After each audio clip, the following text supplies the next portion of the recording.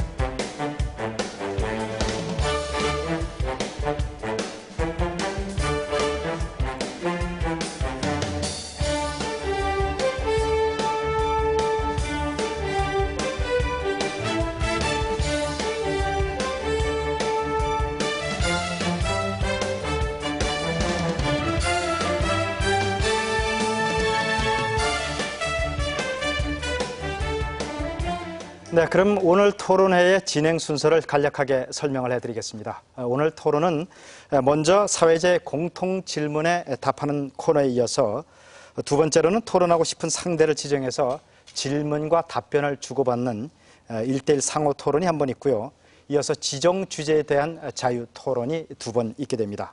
세부적인 진행 방식은 매 순서에서 다시 한번 자세하게 설명을 해드리겠습니다.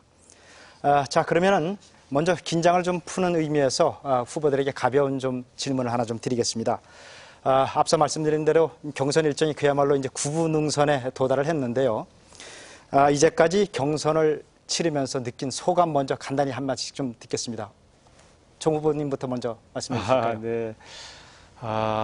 좋은 분들과 함께 정책 경쟁을 하고 또 많은 국민을 상대로 자신을 잘 알리는 노력, 다시 말해서 소통하는 기회를 갖는 것은 참으로 의미 있는 일이었습니다. 또한 평소에 더해서 어떻게 이 대한민국을 좀 더 나은 나라로 만들 것인가를 더 깊이 생각하는 좋은 계기가 되었습니다. 매우 의미 있는 기간이었다고 생각합니다. 네, 짤막한 소감을 좀 듣겠습니다. 네, 김두관 후보님. 민주통합당의 국민경선이 정말 국민들의 관심 속에서 또 정말 축제의장이 돼야 하는데 중간에 여러 가지 룰이라든지 또 여러 가지 경선 관리 때문에 약간 아쉬움이 있었고요. 이제 막바지인데 정말 어떤 분이 우리 민주통합당의 대선 후보가 되더라도 그 후보를 중심으로 연말 대선에서 민주개혁 진영이 반드시 승리할 수 있도록 힘을 모았으면 좋겠습니다. 네, 손학규 후보님. 예. 아쉬움이 좀 있습니다. 오늘만 하더라도 사실 TV 토론에 의미 효과가 있나 하는 생각입니다. 실질적인 투표는 다 끝나고 앞으로 남은 투표는 거의 없으니까요. 경선 룰과 관련해서 여러 가지 잡음도 많고 했는데 어쨌거나 국민들이 민주당을 사랑하고 또 민주당이 앞으로 정권 교체를 할 수 있는 계기가 됐으면 좋겠습니다. 네, 문재인 후보님 부탁드립니다. 변화를 바라는 아주 도도한 민심 그런 것을 좀 절감을 하고 있습니다. 그렇게 변화를 바라는 민심이 저를 선택하고 있다 그렇게 생각을 하니까 아주 무거운 책임감 느끼고요. 제 개인뿐만 아니고 이번 기회에 우리 민주통합당도 그 국민들의 변화 요구에 맞춰서 크게 변화해야 되겠다 그렇게 생각하고 있습니다. 네. 네 분 후보자들로부터 가벼운 소감 말씀 좀 들었고요. 긴장을 푸는 의미에서 물론 이제 지금 네 분 후보자들께서 벌써 다들 이제 표정도 많이 풀어지신 것 같은데 지금까지 한 7번 토론해 오셨고 오늘이 이제 마지막 토론인데 그래도 긴장을 푸는 의미에서 가벼운 질문 하나 좀 더 드리겠습니다. 평소 한 번쯤은 생각해 봤음직한 질문인데요. 후보들께서 과거에 했던 말이나 또는 주장 중에서 지금에 와서 후회되거나 또는 반성되는 부분이 있으면 솔직하게 한번 짤막하게, 이번에는 시간 제한을 드립니다. 30초 이내로 좀 답변을 해 주시기 바랍니다. 이번에도 정세균 후보부터 먼저 발언해 주실까요? 예, 제가 벌써 7년 전 일인데 2006년도 1월 2일 날 그 당시에 열린우리당의 임시 당대표를 하고 있었습니다. 그리고 이 다음 당대표를 뽑는 전당대회를 한 달여 앞둔 상황에서 제가 입각 제의를 받았어요. 네. 그런데 깊은 생각을 하지 못하고 입각 제의를 제가 수용을 해서 장관이 되신 걸 후회하신다. 예. 그때 좀 너무 서둘렀던 것 같아요. 알겠습니다. 자, 발언 30초 다 쓰셨고요. 다음 김두관 후보님. 제가 마을 이장하면서 또 농민운동하면서 농촌 문제에 대해서 정말 관심이 많았었고요. 정말 한국의 농업, 농촌, 농민들을 살릴 수 있는 이런 일에 제가 이제 일생을 바치겠다 이렇게 동지들한테 이야기했던 기억이 납니다. 그런데 함께하지 못하고 제가 제도권으로 와서 물론 소외계층을 대변하고 그러긴 했지만 함께하지 못한 부분에 대해서 후회도 되고 또 동지들에게 미안한 마음도 지금도 갖고 있습니다. 네, 손학규 후보님. 가벼운 얘기 하라고 그랬죠? 네. 예. 제가 고등학교 3학년 때 음악 선생님한테서 야, 학교야 너 성악가 되라. 너희 학교 출신이 피아니스트도 있고 작곡가도 있고 그런데 성악가가 없는데 너 성악가 안 될래? 제가 그때 노래를 좀 잘했던 모양이에요. 별로 그냥 귀담아 듣지 않았는데 아마 그때 성악가가 돼서 세계적인 성악가가 됐으면은 지금보다 훨씬 더 사랑받는 사람이 됐지 않았을까 하는 생각을 합니다. 정치인이 되신 걸 후회하신다. 후회는 아니고. 네. 알겠습니다. 자, 문재인 후보님. 예. 제 아들이 아주 어렸을 때 가족들이 바닷가에 이제 함께 필수를 갔는데요. 네. 얕은 물에서 놀던 아이가 잠시 한눈 판 사이에 깊은 물에 가서 후적거리는 겁니다. 네. 제가 구하러 가면서 보니까 마침 근처에 젊은 사람이 한 사람 물속에 있길래 좀 도와달라고 소리를 쳤거든요. 근데 이 사람이 모른 척 하는 겁니다. 제가 이제 아이를 구하고 와서는 너무 화가 나서 막 심한 욕설을 했는데 나중에 이분이 물에서 밖에 놀 때 보니까 다리를 아주 심하게 저는 사람이었어요. 그러니까 도울 수가 없었던 거죠. 네. 그게 이제 후회가 많이 됩니다. 네. 자, 후보 네 분으로부터 아주 솔직한 얘기도 좀 들어봤고, 좀 그야말로 KBS 토론은 오늘은 화기애애한 분위기로 시작을 합니다. 그런데 사실 저희들이 그동안 토론을 쭉 지켜보면서 너무 좀 가벼운 터치가 있었지 않았나 싶어서 저희들은 오늘은 좀 딱딱한 주제로 이끌어 가도록 그렇게 좀 하도록 하겠습니다. 시청자 여러분께도 좀 양해를 부탁을 드리고요. 그래서 이번 순서는 바로 본격적인 토론으로 들어갑니다. 1대1 토론인데요. 자신이 토론하고 싶은 상대 후보를 먼저 지명을 하셔서 질문과 답변을 주고받는 순서입니다. 주도권을 가진 후보는 3분 이내에 질문을 하시고 답변을 하시는 분도 역시 3분간 시간을 쓸 수 있습니다. 전에는 저희들이 이 주도권 토론에서 지명권을 가진 후보에게만 시간을 드렸더니만 너무 자기 발언하시고 반대로 답변하실 기회를 안 줘서 이번에는 똑같은 시간을 드리기로 했습니다. 자, 그래서 3분씩 각각 주어지니까요. 효율적인 좀 토론을 위해서는 한꺼번에 시간을 다 쓰지 마시고 상대 의견도 좀 들어보시고 또 반박도 하시면서 이렇게 쓰시면 훨씬 더 좋다는 말씀을 조언으로 먼저 드리겠습니다. 그러면 1대1 지정 토론 주제는 상관없습니다. 먼저 김두관 후보부터 시작을 해주시죠. 어느 후보 지명하시겠습니까? 예, 문재인 후보에게 좀 질문을 드리겠습니다. 네. 지금 우리나라 권력 구조가 지금 87 체제, 87 헌법 체제인데요. 이 부분이 좀 이렇게 성자 독식 구조지 않습니까? 87 체제, 87 헌법 체제인데 그 당시에 이제 비민주적인 권위주의 체제에서 우리가 민주운동을 통해서 이제 87 체제가 수립이 됐는데 이제 25년 정도 지났지 않습니까? 그래서 이제 87 체제 헌법이 과연 지식정보화 사회로 이렇게 많이 변화한 현 시점에 이게 적합한가에 대한 논란들이 있지 않습니까? 그래서 이제 개헌 논의도 있는데 지금 문재인 후보께서 87 체제에 대해서 좀 어떤 해석을 하시는지 그리고 또 내년에 우리가 이제 2013년 새롭게 국정이 시작이 되는데 새로운 시대에는 어떤 좀 헌법 체계가 적합한지에 대한 고민이 있으셨으면 좀 듣고 싶습니다. 예. 그래서 저도 마찬가지로 그 87년 체제의 어떤 대전환이 필요하다고 생각합니다. 저는 그것을 이제 시대 교체, 뭐 또 시대 변화라고 표현을 하고 있는데요.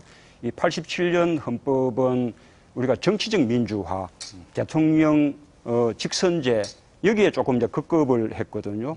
이제는 우리 사회가 많이 발전하고 또 정치적 민주주의가 향상됐기 때문에 이제는 좀 사회 경제적 민주주의로 한 단계 더 나가야 된다고 보고요.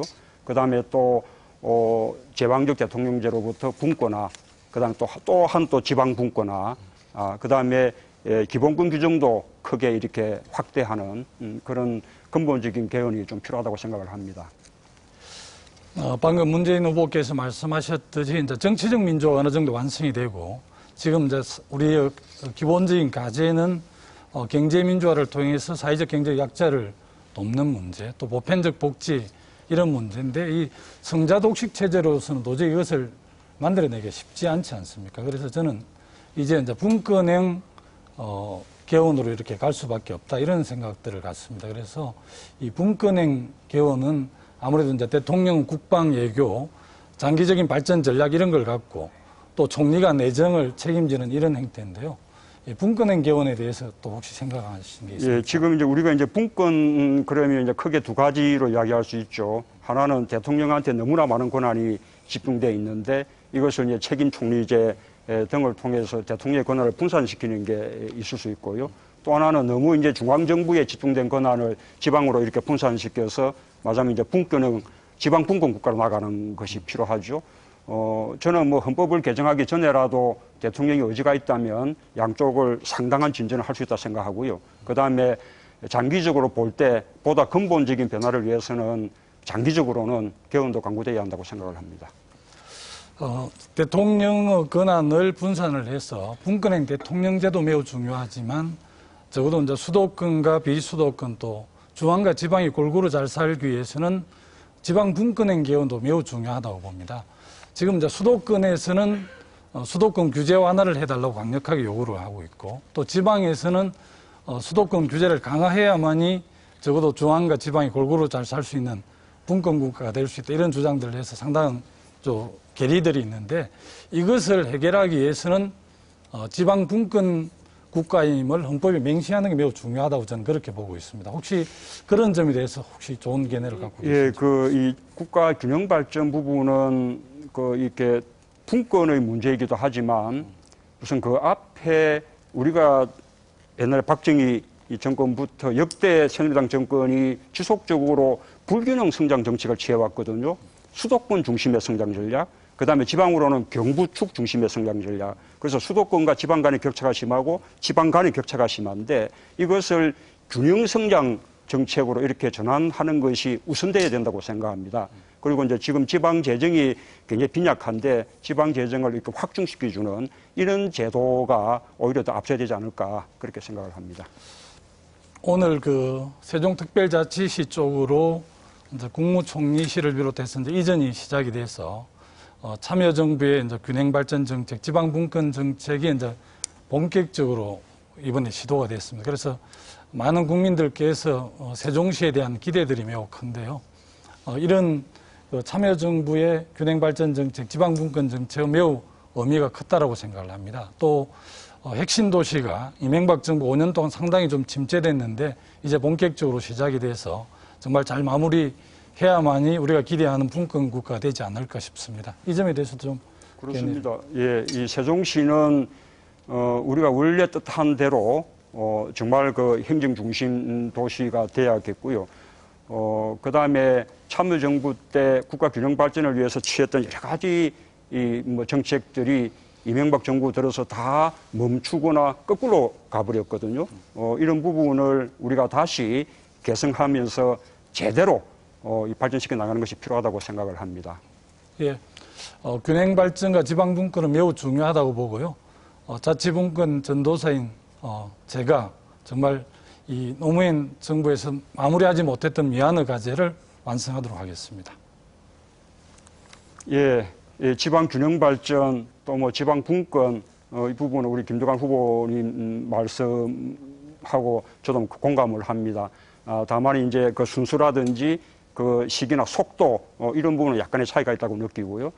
그보다 이제 보다 더 중요한 것이 대통령에게 너무 집중된 제왕적 대통령제 이걸 고치는 것이 우리나라 정치에서 여러 가지 문제들을 이렇게 고쳐 나가는 아주 꼭 필요한 선행 조치라고 생각을 합니다. 네, 김두관 후보께서 문재인 후보를 상대로 해서 상호 토론, 지방 분권 또 권력 구조 개편 문제 등에 대해서 해주셨습니다. 자, 이번에는 손학규 후보 순서입니다. 역시 3분간씩 상대 후보를 지정을 해서 토론을 벌이시면 됩니다. 예, 박근혜 후보가 좀 인혁당 판결에 대해서 이중적인 어느 후보랑 가시겠는지 먼저 좀 지명을 해주시죠. 저 문재인 후보요. 예. 박근혜 후보가 인혁당 판결과 관련해서 이중적인 자세를 보임으로 해서 말이 많습니다. 왜 그렇다고 생각을 하십니까?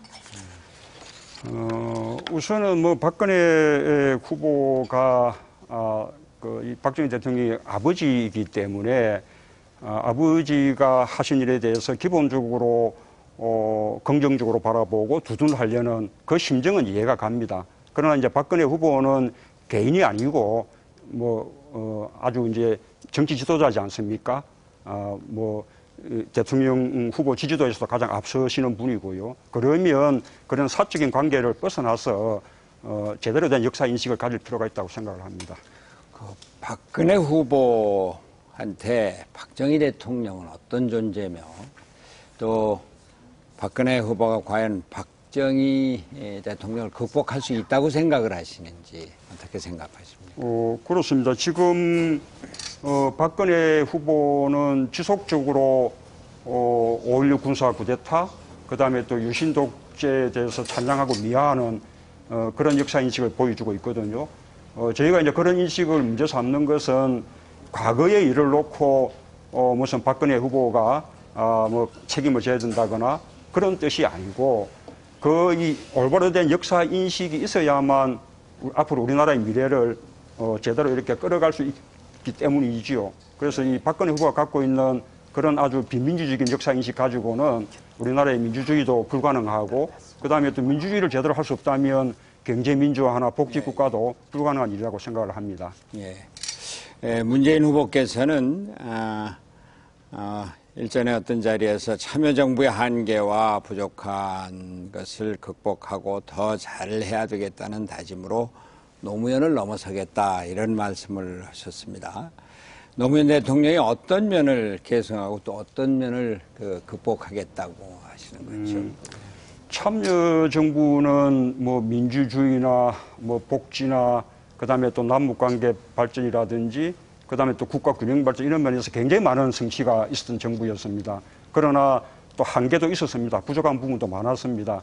우리 국민들의 삶의 문제를 해결하지 못했고 또 비정규직, 양극화 문제 그에 대해서는 대처가 미흡했다고 생각을 하고 있고 저는 이 참여정부가 부족했던 부분까지도 이제는 더 잘 해내겠다라는 그런 각오를 가지고 있습니다. 예. 저는 그 노무현 리더십의 바탕을 헌신과 희생이라고 보는데 이렇게 사진 부산의 그 시장으로 또 국회의원으로 출마하고 하면서 바보 노무현 소리를 듣고 문재인 후보는 정치에 나서면서 노무현 정신 그 헌신과 희생을 어떻게 계승을 하셨다고 생각을 하시는지요? 그렇죠. 예, 우리 부산 경남 지역 우리 김두관 후보님도 계십니다만 우리 이제 부산 경남 지방에서 그런 직주에 맞선다는 게 쉬운 일이 아니죠. 저도 노무현 대통령과 그 점에서는 함께 해왔다는 말씀을 드리고요. 앞으로 이제 그런 부분들을 저희가 극복해 나가야겠죠. 예. 대통령을 옆에서 보셨으니까 잘 아시겠습니다만 고독하게 결단하고 또 위기에 대처하고 이런 능력을 가져야 될 텐데 앞으로 그 위기가 많이 닥쳐올 것으로 생각을 합니다.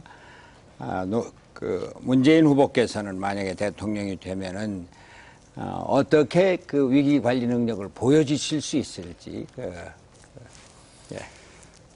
우선은 제가 참여정부 5년 동안 이 청와대에서 노무현 대통령을 보좌했다는 게 저로서는 이 대통령에 대한 하나 예습이었다고 생각을 합니다. 아마 그 점만큼은 제가 어느 누구도 갖지 못한 저만의 강점이라고 이제 생각을 하고요. 이제 우리가 그때 충분히 지켜보고 그다음에 또 그때 부족했던 부분까지도 이제는 성찰하게 됐기 때문에 위기 관리도 이제 훨씬 잘할 수 있겠다는 그런 말씀을 드립니다. 네, 저 잠깐만요. 저희들이 그 시간 체크가 제 조금 거는 지금 잘못돼서 계속 문재인 흘러갔습니다. 후보님한테 한 20초 정도는 답변 기회를 더 드리겠습니다. 아닙니다. 괜찮습니까? 계속 흘러가 버렸죠. 예, 그래서 아까 좀 잘못 저희들이 좀 계산을 해서 한 20초 정도 더 드리겠습니다. 답변 기회는. 네, 손학규 의원님 계속 진행해 주십시오. 그 대통령이라는 자리가 이제 결국 내 책임하에 정치적인 결정, 그 어려움을 무릅쓰고 반대를 무릅쓰고 고독하게 결단하고 또 밀어붙일 거 밀어붙여야 될 텐데 이런 데 대해서는 어떤 경험을 갖고 계시고 어떻게 대처를 하실 생각입니까? 누구나 마찬가지인 거죠. 우리 뭐 손 후보님도 경기지사 하실 때 뭐 많은 결단을 하셨듯이 또 참여정부 비서실장이면 또 비서실장으로서도 많은 결단을 하게 되는 것이고요. 예. 다만 이제 결단의 크기가 점점 이제 커지는 것이겠죠. 예.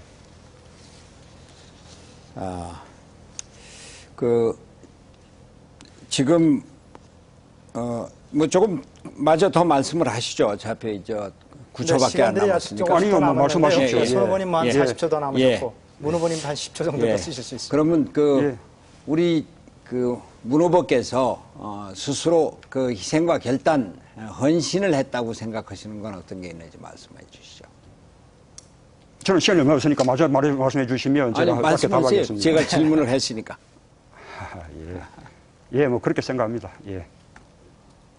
예, 답했습니다. 자, 그러면 뭐 두 분 시간 조금 남았는데 그냥 넘어가도록 되겠습니까? 예, 좋습니다. 네. 제가 답 마저 하겠습니다. 예, 그럼 마주 쓰십시오. 예.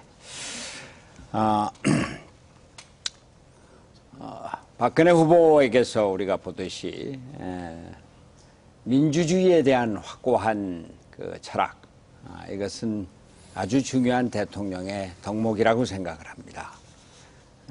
그 철학은 민주주의에 대한 헌신에서 나오는 것이고 또 당과 또 국민과 나라를 위한 헌신과 희생에서 나오는 것이라고 생각을 합니다.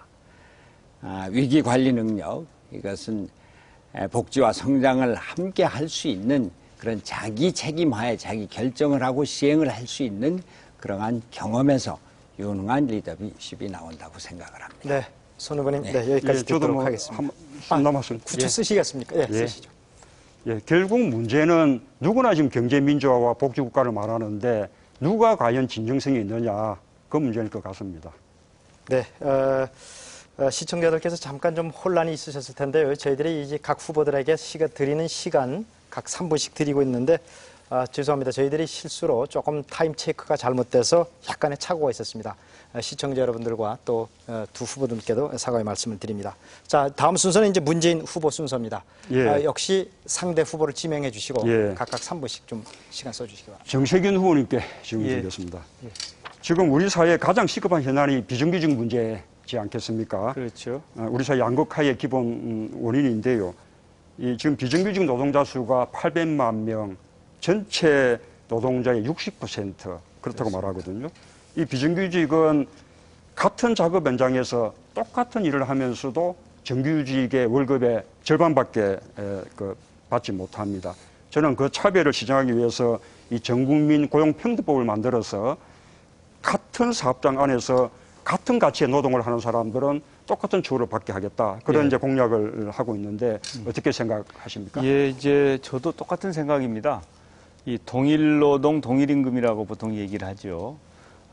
비정규직이라고 해서 동일 사업장에서 같은 일을 하는데도 차별을 받는 것은 이건 뭐 도저히 있을 수 없는 일인데 우리나라에는 너무 그게 만연하고 있어서 이걸 빨리 고쳐야 된다는 생각이고요. 사실 기업이 이제 부담 문제가 남겠지요. 그러나 그럼에도 불구하고 이 문제는 바로잡는 것이 옳다. 그래서 이 입법을 통해서 하는 것도 중요하고요. 또 실질적으로 현장에서 그런 입법이 제대로 실행되도록 하는 노력이 절대 필요하다고 봅니다. 예, 맞습니다. 그 현대자동차 공장에서 이 바퀴를 조립하는 노동자가 왼쪽 바퀴를 조립하는 노동자의 임금이 다르고 오른쪽 바퀴를 조립하는 노동자 임금이 다르다는 것은 그건 뭐 말이 안 되는 일이라고 생각을 합니다. 당연히 이렇게 시정해야 될 것 같고요. 그 다음에 또 그래서 다음 정부 임기 중에 이 비정규직의 비율을 절반 정도 수준으로 낮추겠다. 그렇게 이제 공약을 했습니다. 현재 지금 이제 공공 부분에 종사하는 비정규직만 해도 학교 비정규직 15만 명 포함해서 전체 한 34만 명 되거든요. 그래서 이제 이 공공 부분부터 상시적으로 필요한 일자리는 우선해서 정규직으로 전환해 나가겠다. 그런 이제 공약을 저는 하고 있습니다. 예. 그런 취지로 예, 어떻게 생각하십니까? 예, 아주 좋은 생각이고요. 예. 사실은 이제 지난 6.2 지방선거에서 민주당이 많은 단체장들을 배출했습니다. 예. 그런데 그 단체장들이 자기가 소속되어 있는 자치단체에 가지고 있던 비정규직을 정규직으로 전환한 사례가 많이 생겼습니다. 그리고 전체적으로 앞으로 그런 노력을 더 하자라고 하는 공감대가 이루어지고 있어서 우리 민주당이 선도적으로 그런 일을 지금 해오고 있어서 앞으로 이제 그런 노력을 더 차기 정권에서는 우리가 집권해서 좀 더 적극적으로 하는 게 좋겠다고 하는데 전적으로 공감합니다. 예. 제가 민주통합당에 좋은 일자리 본부장을 했었는데요. 우리 소속 지자체장들하고 사이에서는 그 소속 그 공공 부분 비정규직을 다 전환하겠다는 약속을 받아냈고요. 그렇죠. 정부 부문, 공공 부문은 제가 또 책임을 지겠습니다. 이 참여정부 때 비정규직 보호법 만들지 않았습니까? 그렇죠. 그때 이제 박근혜 후보가 대표로 있던 한나라당이 끝끝내 반대해서 입법이 많이 지연됐거든요. 네. 그리고 이명박 정부 들어서서도 고용 대란 발생한다라고 하면서 그 기간제 노동자들의 그 기간을 2년에서 4년으로 늘리는 그런 계약을 또 시도하고 했었는데 그러나 뭐 고용 대란 없지 않았습니까? 그렇죠. 그리고 그거에 의해서 비정규직이 정규직으로 많이 이제 전환됐다는 것이 통계로 나타났는데요. 그런 이제 박근혜 후보가 이제 와서 경제 민주화 이렇게 뭐 주장하고 있는 것이 이것이 뭐 좀 이치에 닿습니까? 진정성을 예. 인정할 수 있습니까? 예, 사실은 뭐 제가 우리가 비정규직 보호법 만들 때 고민이 많이 있었습니다. 이제 우리 그 민주당의 입장에서는 최선이 아니면 차선이라도 일단 입법을 해놓고 부족한 부분은 차후에 좀 고쳐나가자 하는 입장이었는데 그 당시에 이제 민주노동당에서는 완벽한 걸 만들어야지 이걸 만들어서는 안 되지 않냐. 그래서 많은 논란이 있었지만 결과적으로는 저희들이 일단 입법을 했죠. 그리고 나서 그 법을 시행하는 과정에서 보니까 그래도 과거보다는 조금 개선이 되었는데 현재 상황을 보니까 그 입법만 가지고는 안 되겠다. 그래서 좀 더 진전된 법과 경우에 따라서는 국가가 예산 지원 등을 통해서 비정규직의 정규직 전환이 좀 더 활발하게 이루어지도록 해야 되겠다는 생각들을 가지고 있지요. 그래서 앞으로 아마 그런 노력이 절실하다고 생각하고요. 이제 새누리당이나 새누리당 후보가 선거에 임박해서 과거에 안 하던 일을 약속하고 하는 것은 좀 염치 없는 짓이라고 저는 생각을 합니다. 예. 우리가 이제 비정규직 보호법은 만들었지만 불법 파견이라든지 사내 하청 뭐 이런 것을 우리가 이제 막지 못한 것이 좀 뼈아픈 점이었고요. 이 비정규직의 경우에 좀 최저임금도 높여야 되지 않겠습니까? 지금 최저임금이 시급이 이제 금년도에 4,580원인데 이것을 저는 전체 노동자 평균임금의 절반 수준으로 순차적으로 올려나가야 된다. 예. 그런 이제 공약을 하고 있습니다. 뭐 그러기 위해서는 또 사회적인 대타협도 필요할 것 같은데요. 예. 뭐 어떻게 생각하십니까? 예, 이제 저도 같은 공약을 하고 있는데 사실은 그래도 얼마 안 돼요. 그런데 지금 우리나라의 내수가 영 형편없거든요. 그런데 사실은 이 내수를 진작시키려면 노동자들이 좀 더 많이 받아야 됩니다. 그래서 최저임금 제도를 비롯해서 분배를 개선하는 노력을 적극적으로 해야 그래야 복지 수요도 줄어들 수 있다고 저는 생각합니다. 예. 시간이 감사합니다. 예. 네, 문 후보님 예, 끝나셨죠? 좋습니다. 예. 네. 자, 그러면 이번에는 이제 정세균 후보께서 마지막으로 주도권을 예. 갖고 상호 토론하는 순서입니다. 어느 예. 분과 하시겠습니까? 예, 문재인 후보께 질문하겠습니다. 오늘 문 후보님 인기가 좋으십니다. 관심을 받으셔서. 우리나라의 역대 대통령들이 여러 분 계셨는데 그 대통령들이 모두 정당 공천을 받고 대통령에 당선이 되셨어요. 그래서 이제 당정 협력 체제를 유지를 하지요. 그런데 이제 2002년도에는 이제 우리 민주당에서 노무현 후보를 대통령에 당선을 시켰는데 그 노무현 후보께서 취임하시고 나서 당정 분리를 선언을 하셨거든요.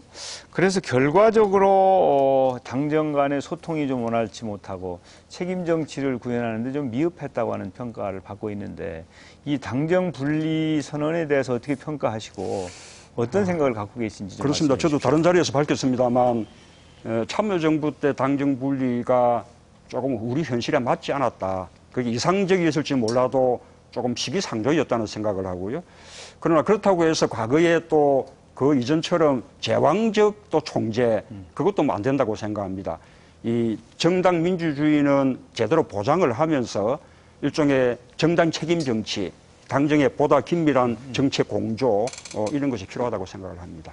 예, 그러면 이제 앞으로 민주당의 대통령과 민주당과는 당정 분리를 하는 것보다는 제왕적 대통령제를 피하는 수준의 협력 관계를 유지하는 것이 바람직하다고 보십니까?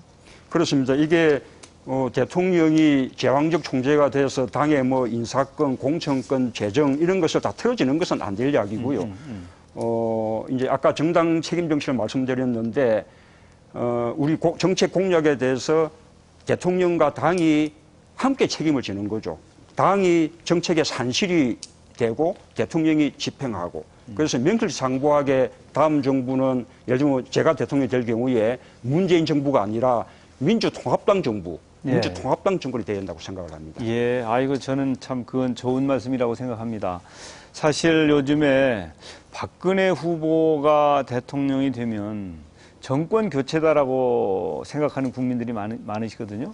그것은 이제 정권 교체를 정당과 후보가 같이 한다고 하는 것을 잊어버리고 새누리당은 그대로 있는데 사람만 바꾸면 정권 교체라고 착각하는 경우가 있는데 그것은 잘못된 거라고 저는 생각을 합니다. 예, 그렇습니다. 예, 이제 경선에 관해서 좀 제가 질문하겠는데 이 대통령 후보를 뽑을 때 이제 경선을 통해서 당의 외연도 넓히고 또 많은 국민과 소통을 하고 정당을 알리고 그런 노력을 하지 않습니까?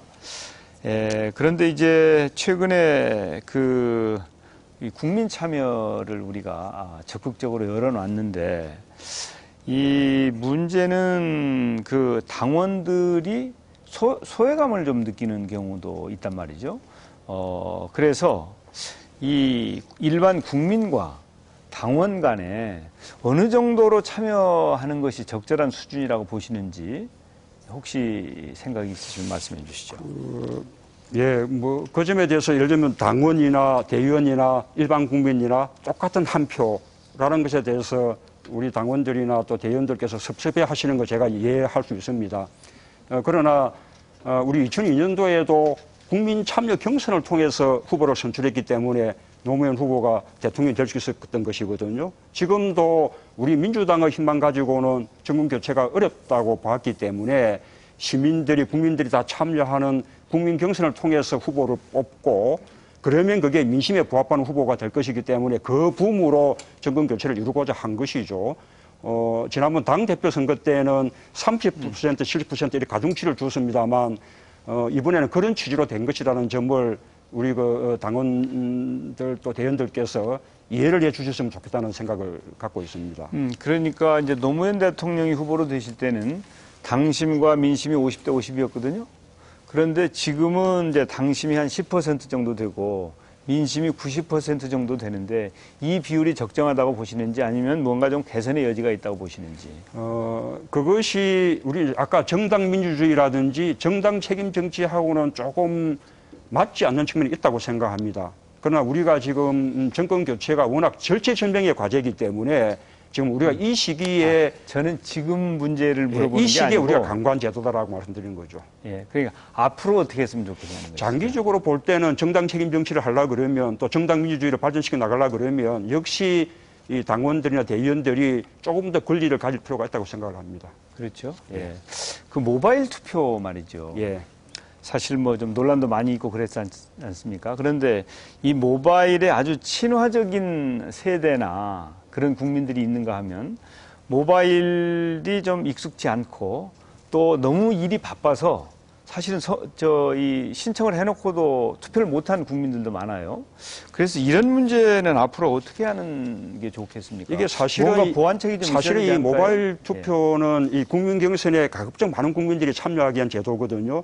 가장 좋은 방법은 모든 정당이 함께 하면 이게 중앙선거관리위원회가 그 관리를 한다 그러면 지금 이번에 우리가 모바일 투표 드러났던 여러 가지 뭐 의혹들 이런 게 생기지 않을 것이거든요. 그래서 이제는 앞으로 이것이 더 어떤 국가적으로 선거관리위원회의 어떤 선거관리 업무로 이렇게 발전돼 나갈 필요가 있다고 저는 생각을 합니다.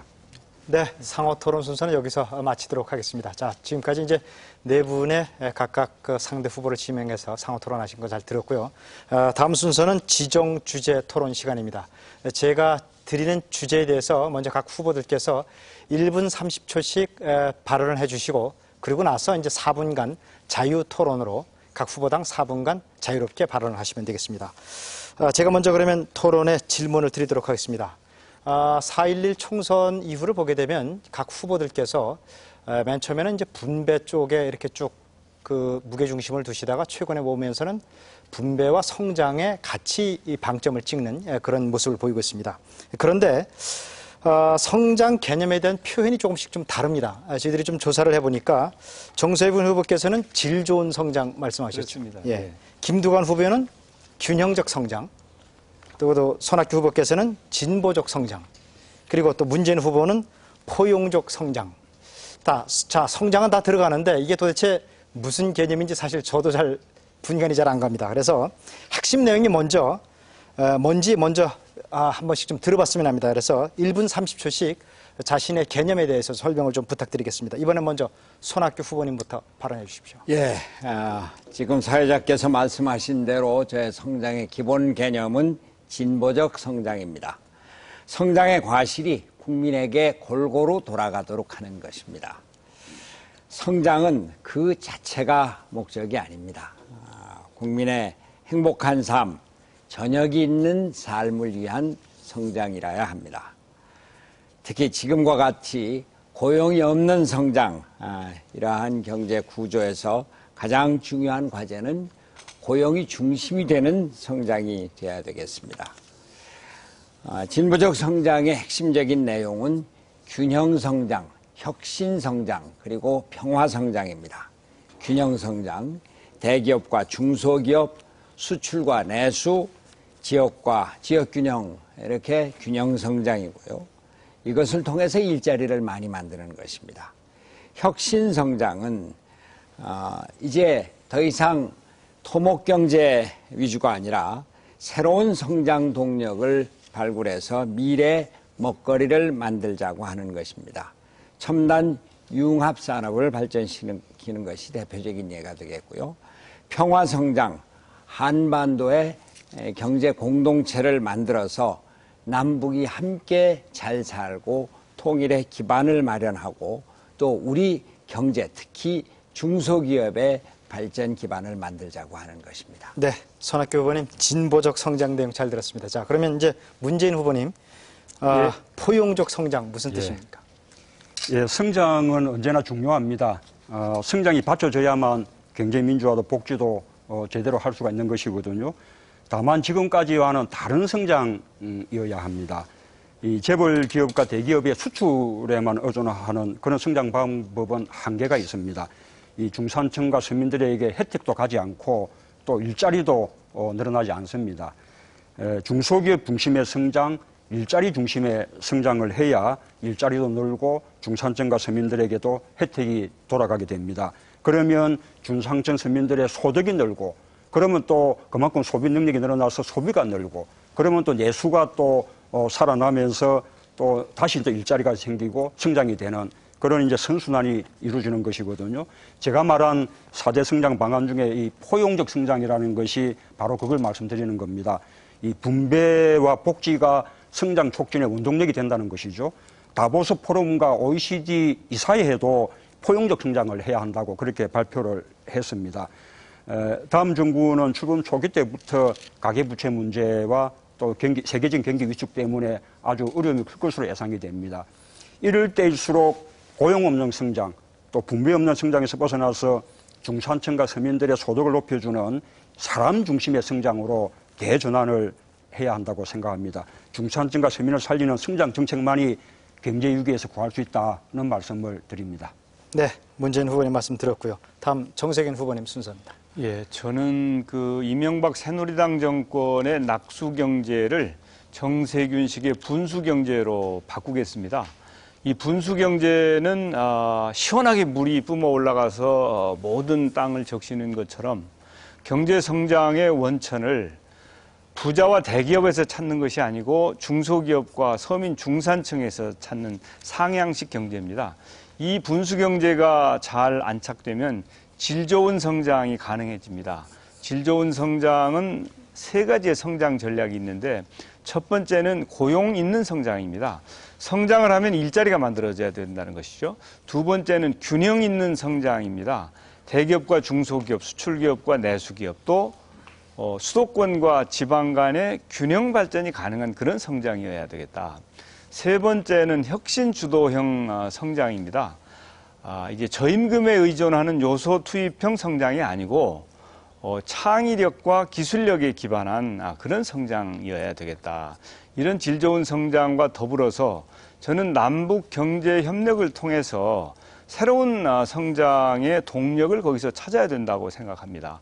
우리가 북한에 SOC도 투자를 하고 또 북한에 자원 개발도 함으로 해서 남북 경협이 대한민국 한반도의 새로운 성장에 기여하는 그런 패러다임을 생각하고 있습니다. 감사합니다. 네, 정세균 후보님 질 좋은 성장 개념 들었고요. 이제 마지막으로 김두관 후보님 순서입니다.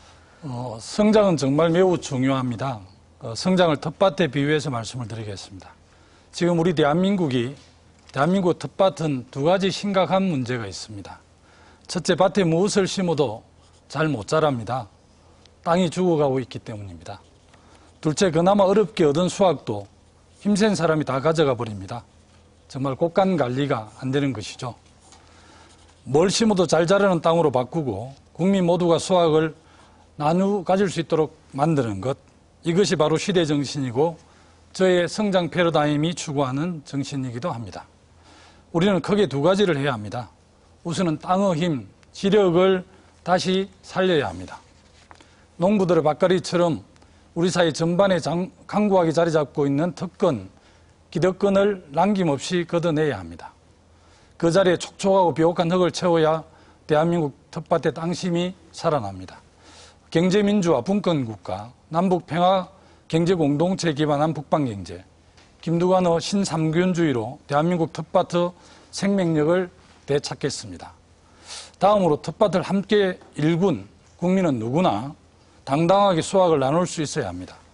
국민의 복지를 더 많이 책임지는 큰 정부, 정의로운 복지국가, 모병제 도입으로 내게 힘이 되는 나라를 만들겠습니다. 정말 성장이 분배만큼 중요하다고 생각을 합니다. 네, 성장에 대한 각 후보님들의 개념 설명을 쭉 들어봤고요. 자, 그러면 지금부터는 본인이 지금 설명하고 있는 개념이 어떤 상대 후보들과 비교 우위에 있는지 또 어떻게 차별화되는지 좀 설명을 좀 들어봤으면 합니다. 그래서 각 4분간씩 자유롭게 토론을 좀 해주시고요. 이번에도 역시 마찬가지로 한꺼번에 4분 다 쓰지 마시고 적절히 배분해서 쓰시면 훨씬 더 효과적이라는 말씀을 드리겠습니다. 먼저 이제 자유토론입니다만 손 후보님부터 먼저 좀 발언을 시작해 주셨으면 합니다. 예, 우리가 이 근자에 와서 빈곤이 더 심화되고 양극화가 심화되면서 복지에 대한 요구가 커졌습니다. 복지의 시대입니다. 또 시대는 전 바야흐로 진보의 시대입니다. 그렇기 때문에 복지와 분배가 중요한 시대적인 과제로 등장을 했습니다. 그런 과정에서 때로는 성장은 뭐 별로 필요 없다. 분배가 중요하다. 이러한 이분법적으로 배타적으로 이해하는 이런 경우, 이런 잘못까지도 간혹 있었습니다. 중요한 것은 성장이 분배를 뒷받침하고 분배가 성장을 촉진하는 선순환 구조를 이루어야 한다. 그리고 그 중에서 으뜸은 일자리가 되어야 한다라고 하는 것입니다. 제가 균형성장, 혁신성장, 평화성장을 말씀을 드렸습니다만 뭐 균형성장과 혁신성장에 대해서는 다른 분들도 되게 비슷한 내용을 말씀을 해주고 계십니다. 우리가 대기업 위주, 재벌 위주의 성장은 이제 더 이상 바람직하지 못하고 중소기업, 고용의 88%를 차지하는 중소기업을 육성해서 일자리를 만들어야 할 것입니다. 제가 경기도지사로 있으면서 74만 개 일자리를 만든 것, 바로 이러한 중소기업과 첨단기업을 적극적으로 육성한 데 있습니다. 혁신성장 바로 말씀드렸습니다만 이제는 자본과 노동과 자연자원에 의존하는 요소 투입 주도형인 성장보다는 기술 발전에 의존하는 생산성 주도형 성장으로 나가지 않을 수 없습니다. 우리가 그동안 반도체, 휴대폰, 자동차, 조선, 중공업 이 위주로 됐었는데 이것이 언제까지 갈 것인가 심각하게 생각을 해봐야 됩니다. 융합기술, 문화산업, 신재생에너지 이러한 새로운 성장 동력을 적극 발굴하는 것이 필요합니다. 안철수 교수가 원장으로 있는 서울대학교 융합기술원, 제가 경기도에 있을 때 경기도에서 그것을 만들었습니다. 미래 첨단 융합산업을 발전시키기 위한 그러한 방편이었습니다.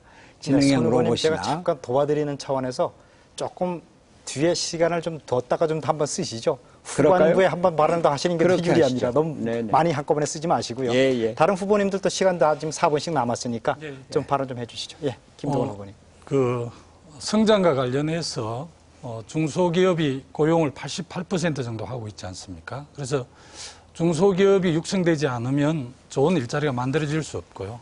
또 중소기업이 좋은 일자리를 만들기 위해서는 내수 시장이 좀 활성화돼야 되는데 지금 뭐 가계부처가 1,000조 이렇게 넘고 가처분 소득이 없기 때문에 내수 시장이 활성화되지 않는 이런 경제 상황을 극복하기 위해서는 대기업과 중소기업의 동방성장이 반드시 필요하고 또 동방성장을 하기 위해서는 지금 대기업 재벌 개혁을 할 수밖에 없습니다. 그렇게 해야만이 내수 시장이 활성화되면서 동방성장을 할 수 있는 것인데 이 재벌 개혁을 정말 누구나 잘할 수 있는가에 대한 많은 국민들께서 의문을 갖고 있고요. 재벌이나 기득권으로부터 정말 자유로운 사람이 이 일을 가장 잘할 수 있는 게 아닌가. 감히 세 분 훌륭한 후보가 계시지만 적어도 재벌 개혁, 경제 민주화 문제만큼은 김두관이 가장 잘할 수 있다 이렇게 자신 있게 좀 우선 말씀을 드립니다. 네. 예, 정 후보님. 저는 경제 성장의 내용을 어떻게 가져가야 될 것인가 좀 말씀을 하고 싶어요. 지금까지 우리나라 경제는 이제 수출 의존형 경제였죠. 그래서 과거에 주로 우리나라 성장은 수출이 주도를 했는데 지금은 이게 오히려 더 심화됐어요. 사실은 내수와 수출이 균형을 이루어야 되는데 제가 얘기하는 이제 균형 성장도 거기에 들어가는데 그 고도 성장기에는 대외 의존도가 60, 70%였는데 지금은 2011년에는 110%까지 올라갔습니다. 그러니까 만약에 외부의 여건이 나빠지면 우리 경제는 그냥 거의 그 성장 자체가 안 되는 이런 상황이어서 대외 의존도를 높이고 내수 주도의 성장 전략으로 가져가야 된다. 그러면서 이제 분배도 개선하는 노력이 절대 필요하다고 저는 그렇게 생각합니다. 그래서 아마 우리가 이렇게 수출 대기업을 지원하는 것은 하되 내수 문제에 대해서 더 많은 관심들을 가져야 되는 거 아니냐 이런 의견을 말씀드리고 싶어요. 저는 출마 선언할 때 4대 성장 방안을 말씀드렸는데 첫 번째가 아까 말씀드린 포용적 성장이었고요. 두 번째가 창조적 성장, 그 다음에 세 번째가 생태적 성장, 그리고 네 번째가 협력적 성장이었습니다. 이 창조적 성장은 아까 손학규 후보님께서 아까 혁신적 성장이라고 아주 같은 내용인데 너무나 훌륭하게 설명해 주셨기 때문에 제가 되풀이할 필요가 없을 것 같고요. 이 협력적 성장에 대해서 하나 더 말씀드리면 사회적 일자리를 통한 성장을 주장하는 것입니다. 협동조합 같은. 지금 유럽 같은 경우는 이런 사회적 일자리가 전체 고용 일자리의 한 6, 7%에 달합니다. 우리는 뭐 극히 미미하지요. 우리가 유럽 같은 정도로만 이 사회적 일자리를 늘려만 가더라도 우리 고용 문제가 크게 해결이 되고 그걸 통해서 중산층과 서민들의 일자리를 높이면서 소득을 크게 높여줄 수 있다는 말씀을 협력적 성장의 방안 중에 하나로 그렇게 말씀을 드립니다. 네, 계속해서 네, 예. 손 후보님 말씀하실까요? 예, 아까 말씀 좀 계속 드리죠. 네. 혁신성장, 미래를 준비하는 것, 이것이 나라를 경영하는 사람들한테는 아주 꼭 필요하다고 생각합니다. 그리고 우리나라의 분단 상황에서 새로운 성장의 탈출구를 찾는 것이 평화성장입니다. 우리가 생존하고 번영하고 통일하기 위해서는 핵심적으로 평화가 필요합니다. 그런데 그 평화가 또한 경제 발전의 조건이 됩니다. 남북 경제 협력, 우리 특히 중소기업의 활로 개척을 위해서 지금 중국이다 동남아시아로 또는 아프리카로 갔던 중소기업들이 다시 유턴해서 돌아오는데 제2, 제3의 개성공단을 더 확장시키면은 얼마든지 활로를 열 수 있고 낮은 선봉을 중국에 내주지 않아도 되고 또 북한의 지하 자원을 중국에 내주지 않아도 됩니다. 이렇게 북한과 남한을 하나로 엮는 남북 경제 공동체, 남북 통합의 기반이 될 것이고요. 또 그것은 지금 섬과 같이 떨어져 있는 대한민국 남한의 경제를 열어서 대륙 경제로 여는 길이 될 것입니다. 결론적으로 말씀드리면은 성장은 분배 복지와 함께 가는 안정성과 신뢰의 기반이 된다. 이런 말씀을 드립니다. 네, 손 후보님은 이제 그 발언 시간 4분 다 쓰셨고요. 네. 다른 후보님들은 대개 한 3분 정도 남아 있는데 김두관 후보님 발언해 주시죠. 저도 이제 손학규 후보께서 북방 경제를 이야기하셨는데요. 저는 대한민국 경제의 블루오션 성장의 축은 정말 북방 경제에 있다고 생각을 합니다.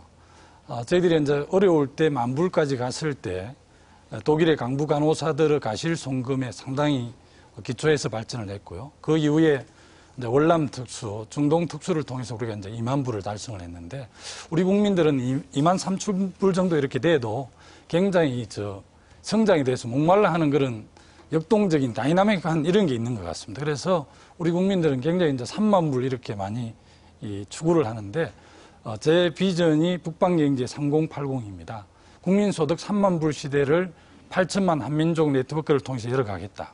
지금 북한의 지하 자원이 무려 9,900조 원, 우리 돈으로 약 1경에 가까운 지하 자원이 묻혀 있는데 이것을 남북이 공동으로 개발하고 또 개성공단 같은 경우는 남쪽의 자본과 기술, 북측의 노동과 토지가 결합해서 윈윈한 형태거든요. 철도 도로도 연결하고 또 지하 자원도 공동 개발하고 또 낮은 선봉 신의주 또 남포 평양 이런 쪽에 제2, 제3호 개성공단을 세우면 우리 국민들이 지금 기대하는 성장 3만 불 국민소득을 충분히 달성할 수 있고 이것을 해내기 위해서는 반드시 평화가 담보돼야 하거든요. 그래서 제가 이제 선제적 군축도 이야기하고 모병제도 제가 이야기를 했습니다. 네, 네, 정부님. 여러 후보님들이 일자리를 말씀을 하시는데 그 일자리의 질에 대해서 말씀을 안 하세요. 사실은 제가 얘기하는 질 좋은 성장이라고 하는 것은 성장의 내용도 중요하고 또 고용 있는 성장 중에서 일자리의 질이 중요하다. 지금 우리나라의 중소기업들이 많은 일자리를 만들어내고 있는데 그중에 외국인 근로자들이 와서 일하고 있는 게 한 120만 정도 됩니다. 그러니까 사실은 그러면서도 청년 실업은 굉장히 높거든요. 그 얘기는 이제 우리 청년들이 기대하는 일자리와 실제로 중소기업이 제공하는 일자리 사이에 서로 잘 매치가 되지 않기 때문에 그런 것이어서 저는 이제 특별히 제 공약 중에는 중견기업을 5,000개 육성하겠다고 하는 공약이 있습니다. 현재 우리나라에 중견기업이 한 1,291개가 있는데 이걸 한 5,000개 정도 늘리면 각 기업으로부터 괜찮은 일자리가 만들어진다. 그러면 청년 실업 문제를 해소하고 청년들을 흡수할 수 있는 그런 길이 열리지 않겠느냐. 그런 차원에서 일자리의 숫자도 중요하지만 질도 매우 중요하다는 말씀을 드리고 싶습니다. 네, 문 후보님 예. 하시겠습니까? 아까 4대 성장 방안 중에 제가 또 생태적 성장 이렇게 말씀드리는 것은 우리 사회가 앞으로 장기적으로 탈원전 이렇게 사회로 가야 되는 것이거든요. 일본은 이미 탈원전을 선언했습니다. 그 후쿠시마 원전 사고를 통해서 원전이라는 것이 결코 안전하지 않다. 그리고 결코 이렇게 저렴한 또 에너지도 아니다. 이렇게 이제 인식하게 된 거죠. 그렇게 탈원전을 하려고 그러면 신재생 에너지 산업을 이렇게 발전시켜 나가야 되는데 이 신재생 에너지 산업 이쪽에서 또 많은 일자리가 생길 수 있습니다. 독일 같은 경우는 이 신재생 에너지 산업의 일자리가 50만 개가 넘는다는 것이거든요. 우리는 한 2만 개 이런 수준밖에 안 되니까 아주 미미합니다. 이렇게 신재생 에너지 산업 등을 통한 어떤 이제 생태적 성장, 여기서 또 많은 일자리 생겨날 수 있고 거기서 우리가 새로운 성장 동력을 찾을 수 있다는 말씀을 우선 하나 드리겠습니다. 네, 저도 한 말씀 드리겠습니다. 먼저 문재인 후보께서 이제 탈원전을 2060년까지, 저는 2040년까지 이렇게 이제 주장을 해서, 최근 토론에 좀 논쟁도 있었는데, 전 세계 추세가 이제 탈원전 탈핵으로 가고 있습니다. 그래서 신재생 에너지 쪽에 주력을 하게 되면 많은 일자리가 생길 수 있고요. 저는 한 12만 개 정도 일자리가 새로 추가로 생긴다고 생각합니다. 그리고 또 원전 한 25년에 30년 되면 폐로를 해야 합니다. 전 세계 폐로 시장이 우리 돈으로 한 39조 정도 되거든요. 그래서 새로운 이제 산업의 패러다임을 확 바꿈으로 해서 새로운 일자들이 많이 생길 수 있다고 저는 그렇게 생각을 합니다. 이 원전을 수출하면서 탈핵을 하겠다는 게 얼마나 모순되냐면 이미 이제 탈원전 문제는 국제적인 이슈거든요. 뭐 일본이 후쿠시마 원전 이후에 2030년까지 탈원전 한다고 지금 선언을 했고 독일은 지금 탈원전을 선언하고 2020년에 진행 중에 있습니다. 그래서 사실은 문재인 후보의 2060년 탈원전, 김두관의 2040년 탈원전은 한번 깊이 좀 토론을 해봐야 될 부분인데 저는 2013년부터 시작을 하면 충분하게 2040년, 27년 정도 시간이 있기 때문에 충분히 가능하다는 입장입니다. 네, 정 후보님 먼저. 이제 문 후보님 답변하시겠습니다. 예, 네. 탈원전에 대해서 저는 2060년에 완전한 탈원전 이루겠다라고 공약을 했는데 우리 김두관 후보님은 너무 늦다. 2040년에는 탈원전 돼야 된다라고 네. 그렇게 이제 주장하셨습니다. 대단히 의욕적인 또 그렇게만 된다면 정말 좋은 그런 주장이라고 생각을 합니다. 저는 지금 이미 건설 중인 그런 원전은 그대로 뭐 건설하더라도 신규 건설은 이제는 하지 않겠다라고 약속을 드렸습니다. 우리가 이제 탈원전으로 가려고 그러면 이제 수명이 다한 원전을 하나하나 문을 닫으면서 그만큼 이제 신재생 에너지를 늘려가고 이 신재생 에너지를 통해서 또 신규로 늘어나는 에너지로도 충당해야 되는 것이거든요. 근데 그 속도가 만만치 않습니다. 우리나라가 신재생 에너지 산업에 별로 유리한 환경을 갖고 있지 못하거든요. 우리가 지금 이미 건설 중인 원전이 마지막으로 문을 닫는 시기가 2057년입니다. 저는 그 시기에는 이제 원전하겠다라는 현실적인 약속을 드리는 것이고, 물론 신재생 에너지 산업의 그 발전 속도가 더 빠르다면 시기를 앞당길 수도 있을 것 같습니다.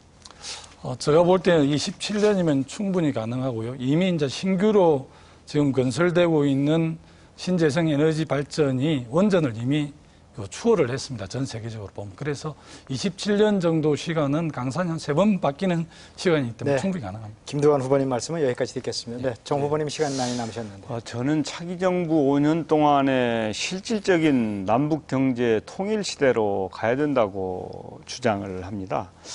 이제 남북 경제 협력을 전면적으로 확대를 해야 된다. 지금 이 기회를 이명박 정권 들어와서는 이제 완전히 상실하고 있습니다. 그런데 이제 우리 손학규 후보는 평화 성장을 말씀하셨고 또 김 후보는 신북방 경제 시대를 말씀하셨는데 이제 이런 것이 가능하기 위해서는 남북 평화 체제가 구축이 되어야 되고 특별히 대규모 SOC 투자가 필요합니다.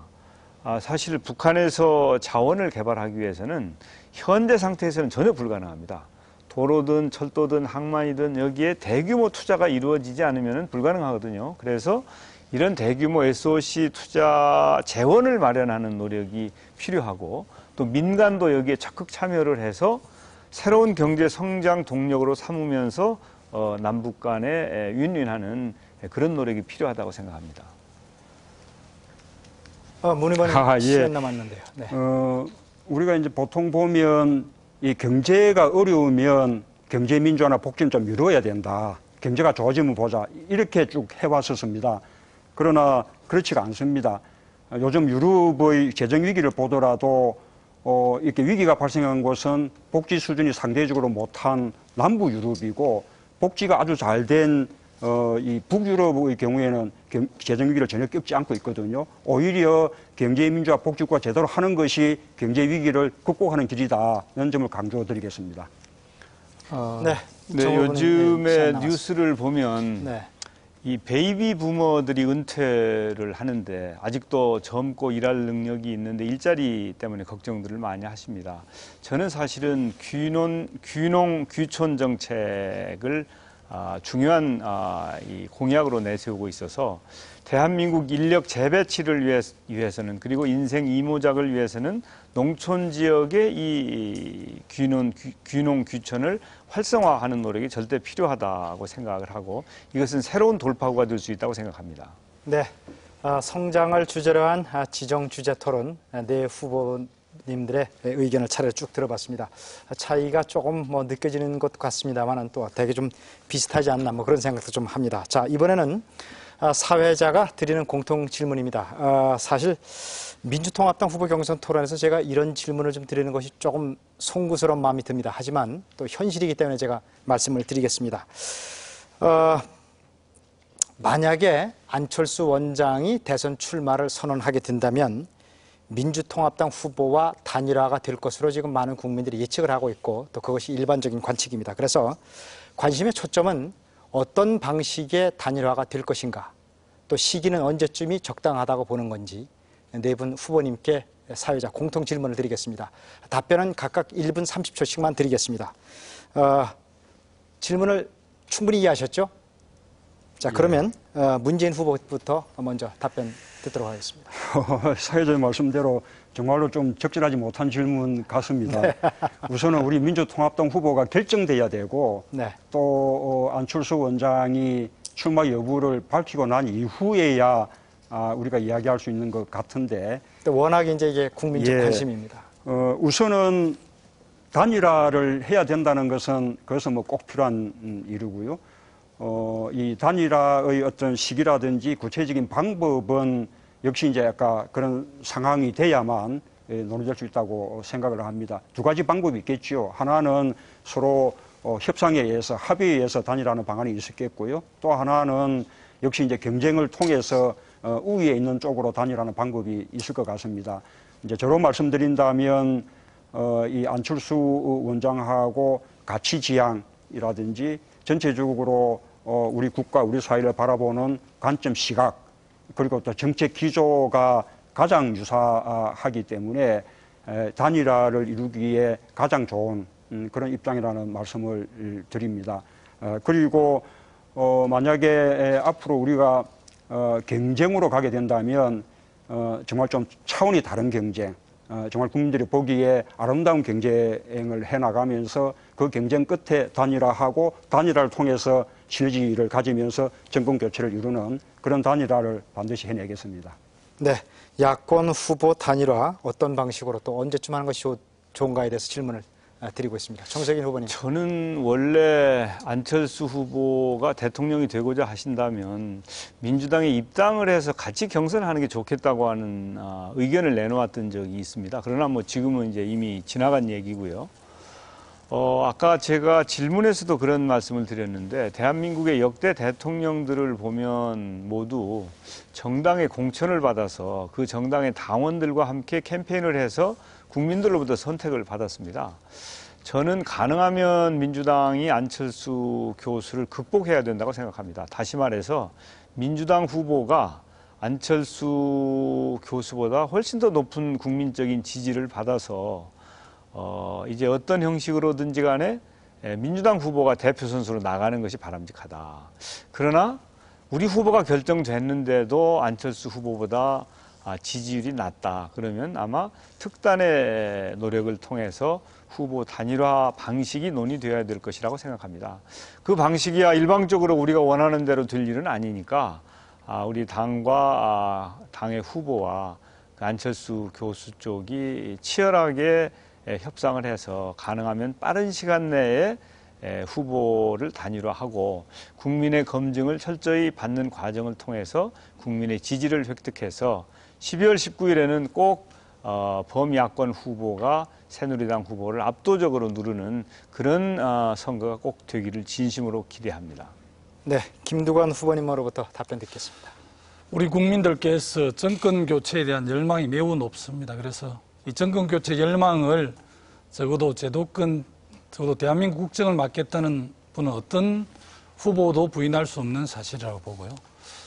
저는 안철수 교수가 우리 당 사람은 아니지만 정권 교체를 함께 하기 위해서 함께 가야 할 사람이라고 그렇게 생각을 합니다. 지금 내일 모레 우리 당 최종 경선이 남아 있습니다만 저는 민주통합당이 60년의 역사가 있고 지난 10년의 국정 운영한 경험이 있는 당입니다. 그래서 저는 이 치열한 정책 경쟁을 통해서 뽑힌 우리 당의 대선 후보가 충분하게 저는 경쟁력을 갖고 있다고 생각을 합니다. 그럼에도 불구하고 단독으로 우리가 대선에 승리할 수 없다고 판단하면 안철수 교수뿐만 아니라 범시민사회와 함께 연대를 통해서 국민의 열망을 함께 국민들에게 선물을 해야 한다고 생각을 합니다. 그리고 단일화 방식과 관련해서는 정말 좀 국민들 마음에 정말 흡족한 새로운 그런 방식이어야 하고 굳이 설명한다면 정말 정책을 점검을 해서 작년에 그 박원순 서울시장 때 그런 경험도 있기 때문에 저는 안철수 교수님의 그런 그 신망이라든지 의지를 봤을 때 우리 민주통합당과 충분하게 함께할 수 있고 정권 교체 열망을 수용하고 받아 안을 것으로 저는 그렇게 전망을 합니다. 기대를 해보겠습니다. 네, 자 손학규 후보님은 어떤 생각을 갖고 계시는지요? 예, 우리에게 두 가지 어쩔 수 없이 주어진 현실이 있습니다. 하나는 안철수 현상이라고 하는 현실이고 또 하나는 어쨌거나 민주당과 안철수 교수가 하나로 가야 된다고 하는 묵시적인 사회적 합의가 있다고 하는 겁니다. 저는 안철수 교수가 지금까지 내놓은 가치, 정책 이것이 우리와 함께 갈 수 있는 것이라고 생각을 하고 특히 진보와 중도를 통합한다고 하는 면에서 저 손학규와 가장 가깝다고 생각을 합니다. 아울러 안철수 교수의 참신성 그리고 손학규의 경험과 경륜 이것이 합해지면은 서로 보완이 되고 좋은 그 결합이 될 것이다 이렇게 생각을 합니다. 방식과 관련해서는 이미 이것을 우리가 마음대로 결정할 수 없는 상황이 돼 버렸습니다. 우리 민주당이 어쩌자 이런다고 해서 이렇게 결정될 일이 아니게 됐습니다. 사회적인 합의를 거치지 않으면 안 되게 되었고 거기에 더해서 양자 간의 관계가 이제 나타날 것이라고 생각을 합니다. 우리 후보가 누가 되느냐에 따라서 안철수 교수의 결심과 방향도 달라질 것이라고 생각을 하고 그런 면에서 좀 더 지켜봐야 될 일이다 이렇게 생각합니다. 네, 야권 후보 단일화 방식과 또 시기 등에 대해서 네 분 후보의 의견을 쭉 들어봤습니다. 자, 이제 마지막으로 지정 주제 토론이 하나 더 남아 있습니다. 아까와 똑같은 방식입니다. 먼저 1분 30초씩 각 후보님들의 답변을 듣고 또 4분간 각 후보님들의 의견을 들어보도록 하겠습니다. 자, 지정 주제는 복지 문제입니다. 네 분 모두 다들 복지를 확대해야 된다. 그런 의견 다 동의를 하셨고요. 그래서 문제는 핵심은 재원인데 아시다시피 정부 예산이라는 것이 아무리 어느 한쪽의 예산을 늘리면 다른 한쪽의 예산을 또 줄일 수밖에 없습니다. 예를 들어서 예산 운영의 묘를 잘 살리고 또 복지 전달 체계를 잘 정비한다 하더라도 돈이 부족할 수밖에 없는 것이 현실입니다. 그래서 추가 증세, 즉 세금을 올리는 것이 필요하다. 네 분께서도 지금 이런 발언을 하셨는데 이분에 대한 입장을 먼저 한번 들어보고 그 뒤에 계속해서 자유 토론 시간을 갖도록 하겠습니다. 답변 시간은 아까 저랑 똑같이 1분 30초입니다. 이 부분은 정세균 후보님부터 예. 들어보도록 하겠습니다. 아마 이 복지 확대는 시대적인 요구라고 봐야 되겠죠. 복지와 거리감은 새누리당 후보나 새누리당에서도 복지 얘기를 하는 걸 보면 이것은 피할 수 없는 시대적인 요구라고 저는 생각을 하는데, 저는 사회적 약자를 보호하기 위한 복지가 우선적으로 필요하다고 생각합니다. 이제 이 국민연금이나 건강보험이나 또 고용보험, 산재보험 같은 이런 4대 보험의 사각지대를 없애야 되고요. 국민기초생활보장법과 기초노령연금법상의 공적 부조를 늘리는 노력이 가장 절실하다고 생각합니다. 동시에 이제는 보편적 복지를 확대해야 된다. 그 중에서도 아마 가장 시급한 것이 보육 문제라고 생각을 합니다. 그 다음에는 이제 의료, 무상 의료 문제, 또 일자리 복지나 주거 복지, 또 이 반값 등록금 문제, 이런 문제들이 보편적 복지로 추진되어야 되는데, 무엇보다도 시급한 것은 고교 무상 교육을 가장 빠르게 실시해야 된다고 저는 생각을 합니다. 이 재원 당연히 필요합니다. 돈이 없으면 복지를 확대할 수 없지요. 그런데 현재의 우리 상태는 아주 낮은 수준의 복지인데 이것을 중간 수준의 복지까지로 가져가는 데는 새로운 세목을 신설하지 않고도 길이 충분히 있다고 저는 확신하고 있습니다. 네, 다음은 김두관 후보님 순서입니다. 저는 신자유주의가 사람들의 머릿속에 심어놓은 한상이 있습니다. 작고 효율적인 정부가 바로 그것인데요. 새누리당 박근혜 후보가 말하는 줄푸세가 바로 그 한상의 실체입니다. 세금 줄이고 기업에 대한 규제를 풀자고 그렇게 이야기를 합니다. 실제로 그렇게 했습니다. 그랬더니 작고 효율적인 정부 대신 무능하고 무책임한 정부가 나타났습니다. 시장에는 골목 상권까지 닥치는 대로 약탈하는 재벌이 등장을 했고 사회는 범죄로 고통받고 있습니다. 강력범의 70%가 빈곤층입니다. 너무나 빠른 속도로 빈곤 인구가 늘어나고 자살 범죄 등 사회 문제가 공동체를 이해하고 있지만 지금 대한민국 정부는 요즘 유행하는 표현대로 멘붕 상태에 빠져 있습니다. 그 중심에 줄푸세가 있습니다. 이명박 정부 5년간 부자 세금 깎아준 것만 해도 71조 원이나 됩니다. 재벌 대기업 부자들로부터 세금을 걷어서 약자와 빈곤 해소를 위해 일하라고 있는 것이 저는 정부라고 생각을 합니다. 저는 줄푸세의 정반대편에서 진짜 정부, 큰 정부를 되찾아오겠습니다. 재벌과 1% 특권층에게 세금을 더 걷어서 국민의 삶을 책임지는 정의로운 복지국가를 반드시 만들어내겠습니다. 이렇게 하기 위해서는 국민적 합의를 토대로 해서 정세가 반드시 필요하고 또 우리 국민들께서 동의해 주시리라 믿습니다. 네, 손학규 후보님 순서입니다. 복지는 시대 정신이 되었습니다. 이제 거스를 수 없는 시대의 흐름이 됐습니다. 복지는 헌법에 기초한 국민의 기본권으로서 이제 보편적 복지로 그 패러다임을 바꿔야 할 때가 됐습니다. 그리고 이 복지는 고용과 교육이 함께 가는 복지 체제를 만들어야 할 겁니다. 작년도에 제가 당 대표로 있을 때 작년 초에 무상급식, 무상보육, 무상교육, 반값 등록금 이런 정책을 제시하면서 보편적 복지의 기본 틀을 제시를 했습니다.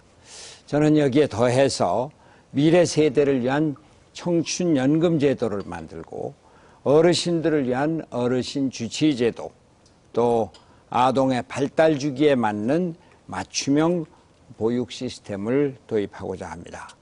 또한 지역별 표준 임대료에 기초한 공정전월세 제도 등을 추진하고자 합니다. 재정과 관련해서는 제가 당 대표로 있으면서 복지제도 프로그램을 제시할 때마다 복지정책에 대한 그 소요 재원을 밝힌 바 있습니다. 제가 제시한 복지정책의 소요 재원은 총 26조가 됩니다만 당의 재원 조달 방안, 이것은 재정개혁과 복지개혁과 조세개혁을 통해서 총 33조 조달하도록 되어 있는데 이것이 기본으로 되어 있습니다.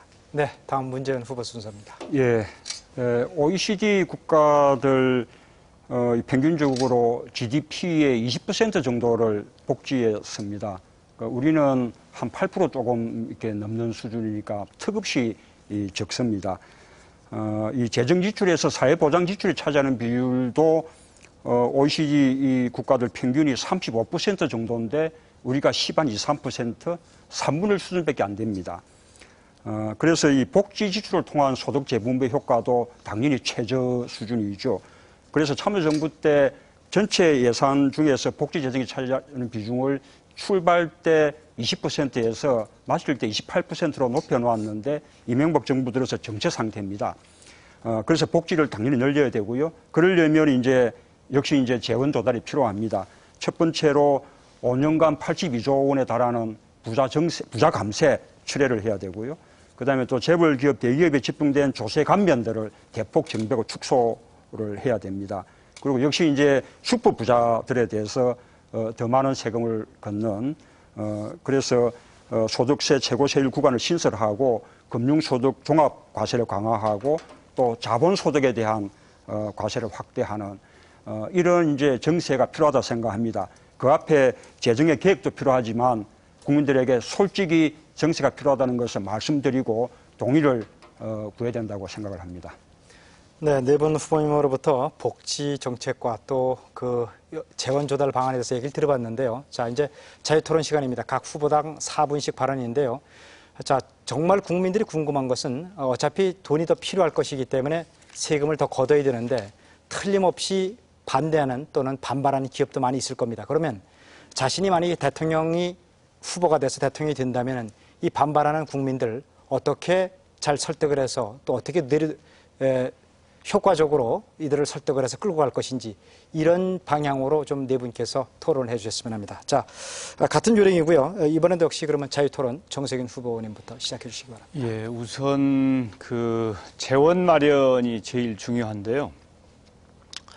지난 참여정부 시절에 조세 부담률이 21% 수준이었는데 이명박 정부 들어와서 부자 감세로 인해서 19.3%로 조세 부담률이 줄었습니다. 이 조세 부담률을 환원시켜야 된다고 생각합니다.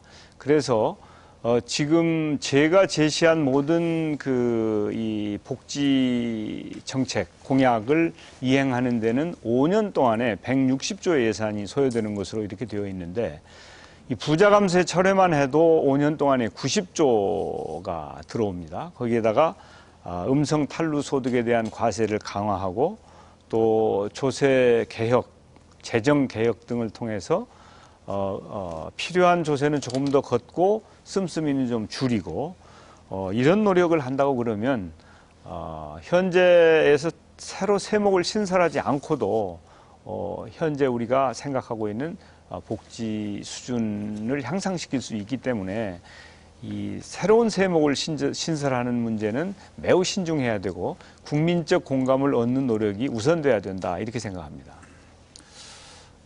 저는 좀 다르게 보고 있는데요. 지금 우리 민주통합당이 국민들의 약속한 무상의료, 무상보육, 무상교육을 포함하고 또 대학생들 반값 등록금을 실현하기 위해서는 제가 알기로 한 50조에서 60조 정도 재원이 필요한 걸로 되어 있습니다. 그런데 실제 우리 당에서 최근 세제 개편안을 내놨는데 전체 보니까 5조 2천억 정도 정세를 하는 걸로 되어 있더라고요. 물론 이명박 정부에서 5년 동안 정확하게는 재벌들이 71조 정도를 감면해 줬지 않습니까? 이것을 보완하더라도 저는 우리 당이 내놓은 정책이 국민의 기대에는 훨씬 못 미친다. 이래서 어떻게 보면 우리 국민들께서 우리 민주당의 그런 이 보편적인 정세 복지 문제에 대해 좀 충분히 의심할 수 있다 이런 생각이 들어서 좀 더 솔직하게 이 보편적 복지를 실현하기 위해서 정세하는 문제를 국민들과 정말 합의를 통해서 강력하게 추진해야 된다. 저는 이렇게 보고 있고요. 국민들께서 이제 이 세금 그 세목을 신설하거나 정세에 대해서 동의하지 않는 것은 나는 두 가지라고 봅니다. 하나는 정말 세금을 제대로 걷고 있는가, 조세 정의가 현장에서 실현되고 있는가에 대한 의심이 있고 또 하나는 국민들로부터 걷은 세금을 정말 제대로 잘 투명하게 집행하고 있는 거 이런 거에 대한 불신이 있다고 생각합니다. 이 두 부분만 잘 이렇게 국민들이 동의하면 보편적 복지를 확대하기 위해서는 반드시 정세가 필요하다.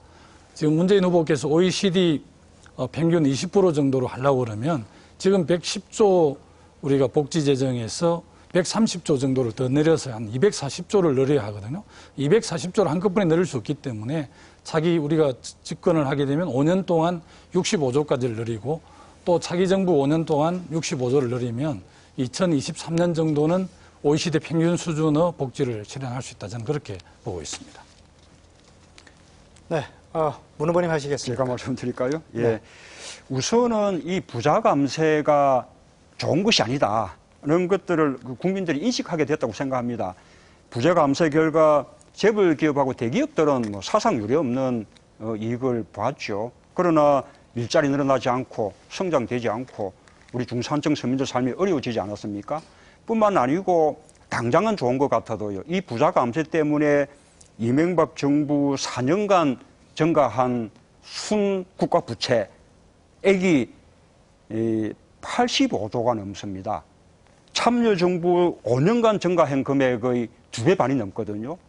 결국은 부자 감세가 후손들에게 이 부담을 떠넘기는 것이죠. 이렇게 부자 감세가 나쁜 것이다라는 점들을 국민들에게 인식시킨다면 이 부자 감세를 철회하는 것에 대해서 전 국민적인 동의가 있지 않을까 저는 그렇게 우선 생각합니다.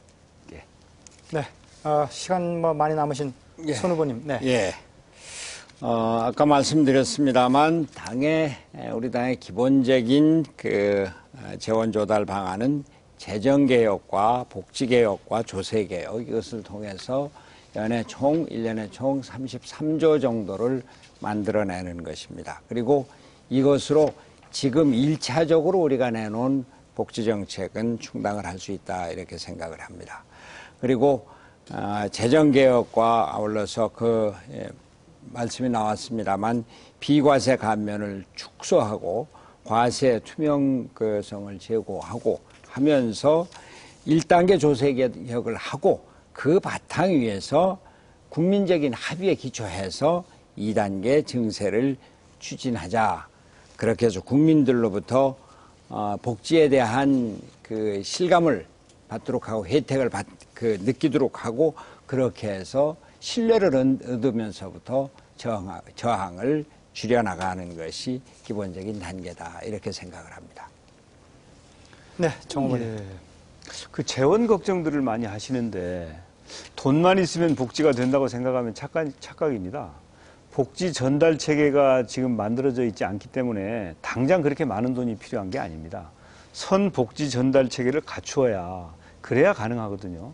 만약에 복지 전달 체계가 제대로 갖춰지지 않아서 누수가 생기면 그러면 완전히 망가져 버립니다. 그렇기 때문에 당장 돈이 있어도 복지를 시행할 수 없어서 충분히 국민적인 공감대를 만들면서 어느 복지를 어떤 수준으로 어떻게 할 것이냐를 국민적인 공감대를 만드는 것이 우선이다. 저는 그렇게 생각하고요.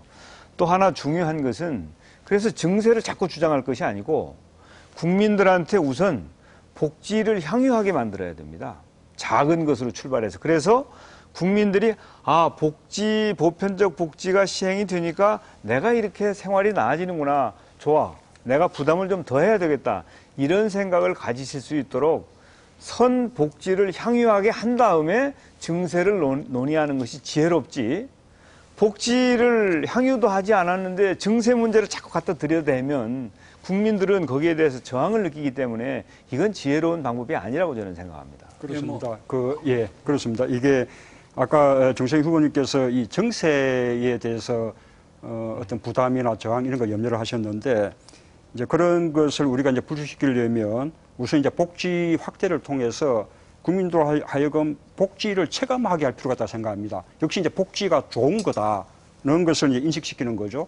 또 하나는 이 이제 보편적 복지를 전타적으로 이제 확대해 나가게 되면 결국은 내가 세금을 내는 만큼 나에게 또 국가로부터 돌아온다라고 이제 또 우리가 이제 느끼게 되죠. 그러면 세금을 좀 더 부담하는 것에 대해서 우리가 보다 흔쾌하게 그렇게 이제 응할 수 있습니다. 또 하나는 서양 같은 경우에 말하자면 노블리스 오블리제이 많지 않습니까? 미국은 최고 부자들이 오히려 부자 정세를 주장하고 또 상속세 폐지도 반대하고 그래서 워렌 버핏 같은 경우에 버핏세라는 부자 정세 주장하지 않았습니까? 이렇게 그 노블리스 오블리제에 대한 사회적 인식을 좀 확산시켜 나갈 필요도 있고요. 또 하나는 복지가 결국은 우리 자본주의 또 시장주의를 그 체제를 지켜나가는 안전판이다는 것도 또 인식시킬 필요가 있을 것 같습니다. 하나만 더 말씀드리면 역시 이제 사회적 대타협 같은 게 필요할 것 같습니다. 그 대통령이 되면 제일 먼저 해야 될 과제가 이 복지 확대, 그로 인한 재원 조달 이 부분에 대해서 사회적 대타협 이런 것을 도모할 필요가 있다고 생각을 합니다. 네. 지금 국민들께서 이제 복지가 시혜가 아니라 중요한 권리다. 보편적 복지 없이 사회 안전망이 확보될 수도 없고 반드시 필요하다 이렇게 해서 인식이 엄청 많이 바뀌었습니다. 이명박 정부 5년 동안 이제 감세를 통해서 지방 정부에 내려오지 않는 돈도 한 27조 정도 됐거든요. 우리 경남만 하더라도 한 2조 3천억 정도 안 들어왔습니다. 그러니까 매년 5천억 정도 사업을 할 수 있는 사업을 못하게 된 것이죠. 최근에 그 대표적인 사례가 이제 0세에서 2세까지 무상 보육 문제 때문에 지방정부에 재원이 없어서 굉장히 논란이 됐습니다. 최근에 중앙정부에서 이제 양보를 해서 지원하는 걸로 이렇게 됐는데요. 저는 지금 복지 전달 체계가 다소 미흡하긴 하지만 복지 전달 체계는 저는 빠른 시일 안에 충분히 시스템이 완비될 수 있다고 보기 때문에 우리가 적어도 이렇게 계속 이 토론회에서 보편적 복지를 확대한다고 주장을 했기 때문에 많은 국민들께서는 민주당이 집권을 하면 정말 국민들하고 약속한 복지국가를 제대로 실현할 것인가, 정말 대통령이 그것을 지킬 것인가를 정말 예의주시해 지켜보고 있다고 생각합니다. 그래서 저는 적어도 우리가 집권을 해서 국민들이 약속했던 걸 보다 빠르게 체계적으로 이렇게 할 필요가 있다 이렇게 생각을 합니다. 네, 정 의원님 발언하시죠. 제가 자료 조사를 해보니까 2000년도부터 국민연금의 부정수급자가 26만 7,862건이에요. 그러니까 복지 전달 체계가 상당히 미흡하다. 특히 중앙정부도 그렇지만 지방정부의 경우에 보완할 점이 대단히 많다고 생각합니다. 만약에 우리가 너무 서둘러서 준비를 제대로 하지 않고 그냥 밀어붙여버리면 나중에 그 불신이 너무 커질 것이기 때문에 점차적으로 급한 것부터 하나하나 차근차근 해나가는 노력이 저는 절대 필요하다고 생각합니다. 물론 우리가 지향하는 목표는 복지 수준을 향상하고 5+1이라고 하는 그 원대한 길로 가야 되죠. 그렇지만 매우 지혜롭고 유능하게 복지 수준을 향상시키는 노력이 필요하다고 봅니다. 네, 손 후보님 발언하시겠습니까? 그 내용은 다 같다고 생각을 합니다만 우리가 지금 국민들에게 자꾸 먼저 돈 자꾸 내라. 아니다. 모든 사람한테 내라는 것이 아니라 1% 부자에게만 내라고 그러는 거다. 그러나 그게 또 그렇지 않습니다. 역시 우리가 종합부동산세 그때 보았었던 그 국민들 중산층의 저항 이런 것들을 생각을 해서 우리가 복지를 먼저 제대로 실천하고 지금 주어진 재원 갖고 충분히 할 수 있는 것이 재정개혁을 통해서 복지 개혁, 복지 전달 체계 개혁이죠. 조세 개혁을 통해서 부자 감세 철회를 통해서 충분히 할 수 있는 게 있거든요. 그거부터 하고 점차적으로 저항을 줄여가면서 할 수 있다. 우선 그렇게 생각합니다. 네, 지금 저희들이 복지 확대 정책 그리고 거기에 따른 조세 재원 발굴 그리고 또 조세 증세를 하게 되면 이 반발을 어떻게 누를 것인가 여기에 대해서 저희 토론 이어가고 있습니다. 문 의원님 발언해 주실까요? 우선 저희가 말씀드리는 정세가 이렇게 중산층과 서민들에게는 전혀 부담을 주지 않는 조금도 세 부담을 늘리지 않는 그런 정세라는 것을 말씀드리고 오히려 부자들에 대한 정세가 이루어지게 되면 이 근로소득세 이런 부분들을 더 이렇게 낮춰줌으로써 중산층 서민들은 세금이 낮아지는 혜택까지 오히려 볼 수 있다는 말씀을 드리고요. 이 법인세가 낮아져야만 기업의 투자를 돕는다라고 이제 인식들을 많이 해왔었는데 실제로 우리나라 법인세율이 최고 세율이 22%입니다만 이런저런 조세 감면 제도를 통해 가지고 법인세의 실효세율이 17%밖에 안 됩니다. 삼성전자 같은 경우는 이런저런 감면을 통해서 10% 실효세율이 그렇다는 보도도 있었거든요. 그래서 이제 우리나라 이 법인세의 실효세율이 세계적으로도 낮은 수준이다라는 말씀을 먼저 한번 드리겠습니다. 네, 시간이 많이 남으신 손학규 후보님이 좀 많이 남으셨는데 좀 뭐 발언 기회를 좀 쓰시죠. 지금 뭐 대개 이 복지 확대와 증세에 관해서는 네. 얘기들이 비슷한 것 같아요. 시간이 있으니까 좀 딴 얘기 좀 드리겠습니다. 네. 역시 이제 정권과 정치의 신뢰가 중요하다 이런 것을 그 복지에 대해서도 같이 느낍니다. 네, 좀 비슷하게 연관을 지어서 신뢰를 말씀을 해주시죠. 그 정부에 대해서 신뢰를 가지면은 국민들이 그 세금을 더 낼 수가 있다. 그 신뢰를 축적할 때까지 복지 제도를 착실히 전개해 나가야 된다 이런 말씀인데요. 지금 저희 민주당의 대선 후보 경선과 관련해서 국민들로부터 신뢰를 잃고 있는 것 이런 것이 참 문제라고 생각을 합니다.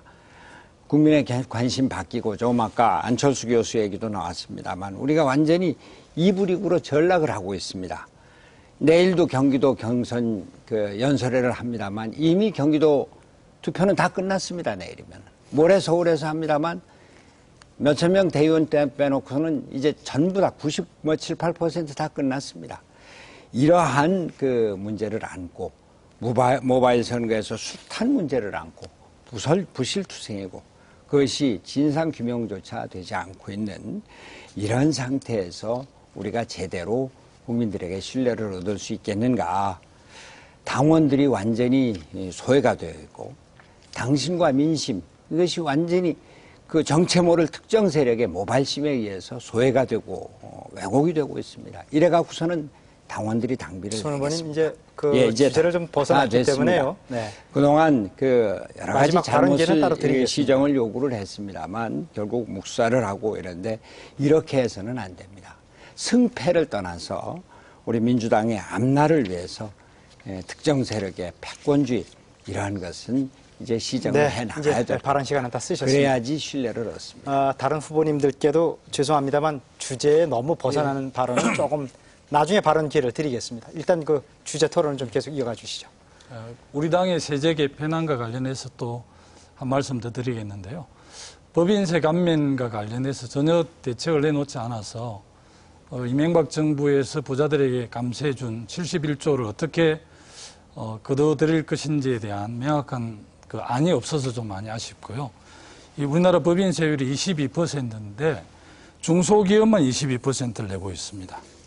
대기업은 15.1% 정도를 내고 있고요. 2010년 기준인데 삼성그룹의 제조업 실효 법인세율은 11.7%, 삼성전자는 11.9% 정도 됩니다. 그러니까 우리나라 법인세가 22%를 내는 것 같지만 실제 대기업들은 10% 조금 더 넘게 내는 것이죠. 너무 감면을 많이 받는 것입니다. 이건 정말 문제가 많다라고 생각합니다. 네, 우리 당은 지금 법인세를 25%로 환원하자고 하는 안을 가지고 있죠. 저는 복지 행정에 대해서 한 말씀 드리겠습니다. 현재 복지 관련 서비스가 293개고 해당 부서가 11개 부처가 이걸 집행하고 있습니다. 이 복지 행정이 정비가 되지 않으면 그러면 제대로 될 수가 없죠. 11개 부처가 어떻게 이걸 제대로 할 수 있겠습니까? 그래서 좀 효율화하고 낭비적이고 중복적인 요소를 잘 정비해서 효율성을 높여야 된다 이렇게 생각합니다. 네, 문재인 후보님 시간이 남으셨네요. 이 부자 정세가 조세 정의 차원에서도 필요하다는 말씀을 드립니다. 엄청난 소득을 올리고 있는데 과세가 되지 않는 그런 게 너무 많거든요.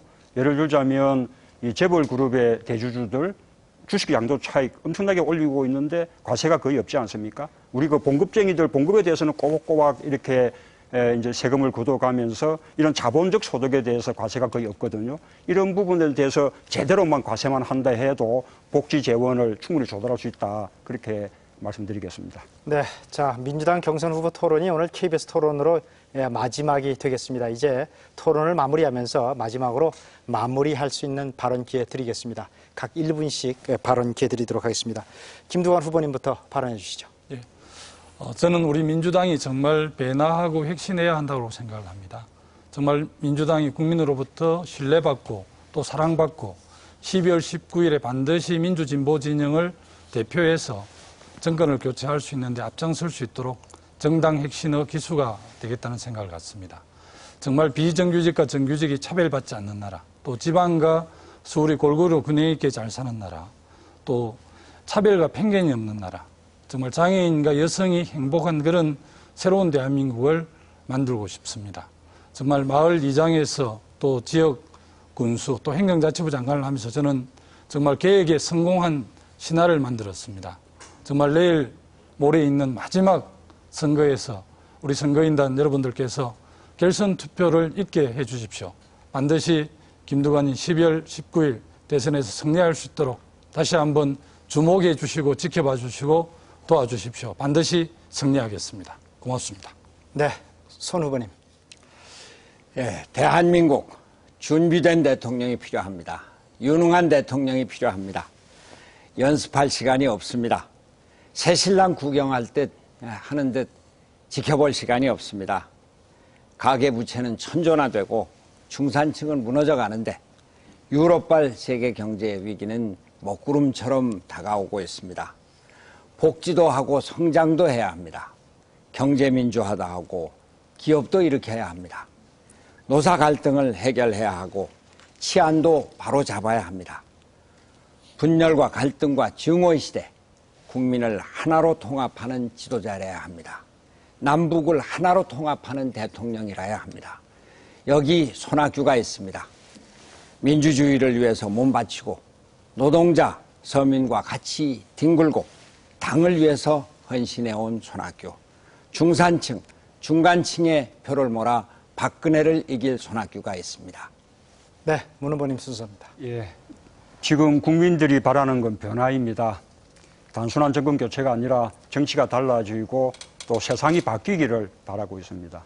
그런데 우리 당이 그 변화의 요구를 따라가지 못하고 있습니다. 총선 패배, 그리고 국민들이 우리 당 바깥에서 정권 교체와 변화의 희망을 찾는 그런 현상들, 모두 우리 당이 국민들의 눈높이만큼 변화하지 못하고 있기 때문입니다. 지금도 우리는 완전 국민 경선, 또 모바일 투표, 또 100만 명이 넘는 국민 선거인들의 참여, 이것이 주는 변화의 동력을 살리지 못하고 있습니다. 제가 그 변화의 동력을 살려내겠습니다. 제가 민주통합당의 대통령 후보가 된다는 사실 자체가 엄청난 변화의 동력으로 작용할 것입니다. 그 힘으로 정권 교체, 그리고 정치 교체, 시대 교체 반드시 이루겠습니다. 도와주십시오. 네, 정세균 후보님 마지막 순서입니다. 이제 내일이면 민주당 경선이 막을 내립니다. 제주에서 서울까지 참 어렵게 올라왔습니다. 격려인지 위로인지는 모르겠습니다만 저에게 그런 말씀들을 많이 하십니다. 참 좋은데, 정말 좋은데 어떻게 방법이 없네. 아직 끝나지 않았습니다. 오늘 내일 여러분이 행사하시는 한 표 한 표가 여러분의 미래, 대한민국의 미래를 바꿀 수 있습니다. 지난주에 미국에서 민주당 전당대회가 있었는데 클린턴이 그렇게 얘기를 했습니다. 승자 독식을 원하면 롬니를, 번영을 나누고 싶으면 오바마를 찍어라. 저는 이렇게 말씀드리고 싶습니다. 착한 대통령을 원하시면 그냥 좋아하는 후보를 선택하십시오. 그러나 경제와 민생을 살릴 수 있는 유능한 대통령을 원하신다면 역시 정세균입니다. 정치, 경제를 알고 경험이 풍부한 저 정세균을 선택해 주십시오. 감사합니다. 네, 네 분 후보님의 마무리 발언까지 잘 들었습니다. 민주당 경선 후보 초청 토론회, KBS가 마련한 토론회가 마지막 토론회였는데요. 여러분들 어떻게 보셨는지 궁금합니다. 저희들 토론회가 진행되는 동안 벌써 날짜가 바뀌어서 이제 내일이면은 민주당 경선 후보 최종 결과가 나오게 됩니다. 과연 어떤 결과가 나오게 될지 자칫 궁금한데요. 오늘 토론회가 모쪼록 여러분들의 판단과 선택에 큰 도움이 됐길 바랍니다. 자, 긴 시간 토론회에 응해주신 네 분 후보님께 감사를 드리고요. 자, 또 그리고 늦은 시간까지 이 토론회를 쭉 지켜봐 주신 시청자 여러분께도 감사의 말씀드립니다. 고맙습니다.